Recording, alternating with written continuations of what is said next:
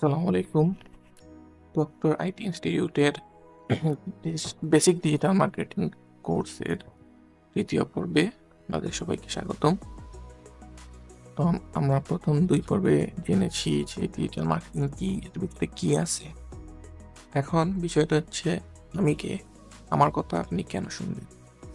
তো আমার নাম হচ্ছে মোহাম্মদ মনিরুল ইসলাম খান।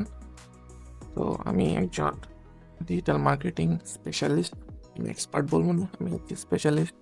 আমার টপ স্কিল হচ্ছে এসইও। এছাড়া আমি সোশ্যাল মিডিয়া মার্কেটিং এবং পিপিসি, ফেসবুক এবং গুগল অ্যাডস দুইটাতেই আমার স্পেশালিটি আছে। আমার দুইটার উপরে ভালো কমান্ড আছে। তো এখন আমার কাছে আপনারা কেন শিখবেন,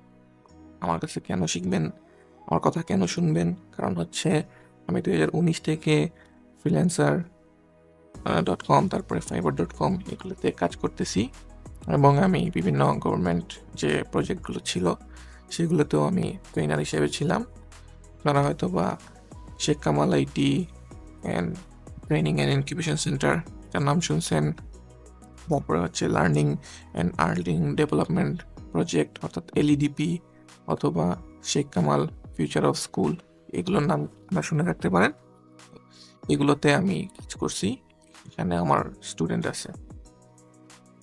তো এখন আমরা জানবো যে আমাদের যে বেসিক ডিজিটাল মার্কেটিং, এটা থেকে আপনারা কি কি শিখবেন। আসলে আমি কিছু শিখাবো না, এখানে আপনার কোয়েশ্চন থাকবে যে আমি কি কি শিখতে পারি। তো আপনারা যে একটা জানবেন যে আসলে ডিজিটাল মার্কেটিং কি, আমাদের যে ডিজিটাল মার্কেটিং গুরুরা আছে, আমরা যাদেরকে গুরু হিসেবে জানি, তারা আসলে আমাদেরকে কি শিখায়।